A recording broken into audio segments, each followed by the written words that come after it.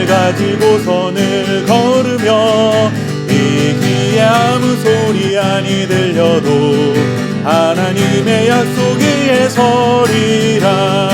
걸어가세 믿음 위에 서서 나가세 나가세 의심 버리고 걸어가세 믿음 위에 서서 눈과 귀에 아무 증거 없어도 이른이 보기에는 어떠하든지 이미 얻은 증거대로는 믿으며 이 맘에 의심 없이 살아갈 때에 우리 소원 주 안에서 이루리. 걸어가세 믿음 위에 서서 나가세 나가세 의심 버리고 걸어가세 믿음 위에 서서 눈과 귀에 아무 증거 없어도 주님의 거룩함을 두고 맹세한 주 하나님 아버지는 참 이쁘다. 그 귀한 모든 약속 믿는 자에게 능치 못할 무슨 일이 있을까.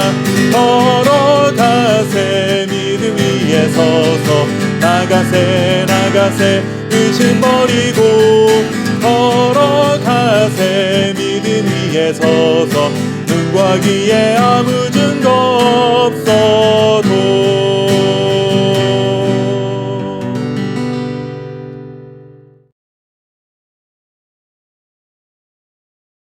바람이 거스름으로 제자들이 힘겹게 노를 젓는 것을 보시고 밤 사경쯤에 바다 위로 걸어서 그들에게 오사 지나가려고 하시매 제자들이 그가 바다 위로 걸어오심을 보고 유령인가 하여 소리 지르니 그들이 다 예수를 보고 놀람이라. 이에 예수께서 곧 그들에게 말씀하여 이르시되 안심하라 내니 두려워하지 말라 하시고 배에 올라 그들에게 가시니 바람이 그치는지라. 제자들이 마음에 심히 놀라니 이는 그들이 그 떡 떼시던 일을 깨닫지 못하고 도리어 그 마음이 둔하여졌음이러라. 아멘.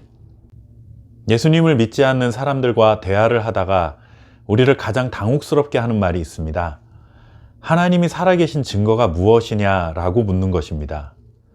성경에는 과학적으로 증거도 없고 상식적으로 말도 안 되는 사건들이 많은데 어떻게 이성적인 사고를 하는 사람들이 그런 것을 믿고 하나님의 존재를 믿을 수 있느냐 하는 것이죠. 오늘 물 위를 걸어오신 예수님의 모습도 마찬가지입니다. 어떻게 물 위를 걸을 수 있느냐, 정말 말도 안 된다 하는 태도로 이 사건을 바라보면 예수님이 누구신지도 알 수도 없고 예수님을 믿음의 대상으로 삼을 수도 없게 됩니다. 하지만 여러분, 한번 생각을 바꿔보십시오. 사람이 물 위를 걸어왔다 하면 말도 안 되는 일이지만 오늘 물 위를 걸어오신 분은 사람이 아니라 하나님이십니다. 전능한 신인데 물 위를 걷다가 물속에 빠졌다, 이게 말이 안 되는 것이지 하나님이신 예수님이 물 위를 걸었다 하는 것은 사실 하나도 이상할 것이 없는 일이라는 것이죠. 옛날 우리 조상들은 제삿날이 되면 마당에 있는 빨랫줄도 다 걷어 놓았습니다. 왜 줄을 걷었을까요? 그것은 조상신이 오다가 걸려 넘어질까 봐 치워 놓은 것입니다. 이게 얼마나 웃기는 일입니까? 조상의 묘를 잘못 써서 우리 후손들이 이렇다 저렇다, 그러니 조상들을 잘 모셔야 하고 그래야 우리가 잘 살 수 있도록 돌봐주신다, 이런 생각을 하면서 정작 그 조상신은 빨랫줄 하나를 못 피해서 오는 그런 무능력한 존재로 만들어버리는 것이죠. 사람이 가진 지식, 우리가 할 수 있는 인식의 범위가 이 정도밖에 되지 않습니다. 그런데 하나님이신 예수님의 행동을 다 이해해야만 믿을 수 있다는 태도를 갖는 것은 아주 잘못된 것이죠.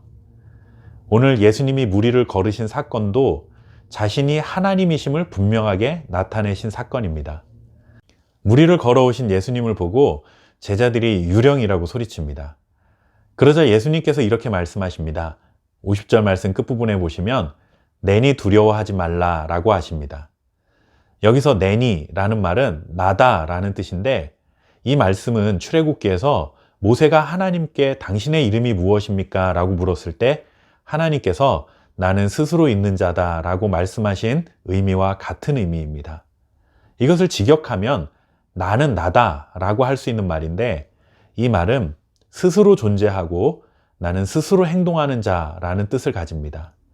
하나님께서 자신의 이름을 통해 자신이 어떤 존재인지를 말씀하신 것입니다.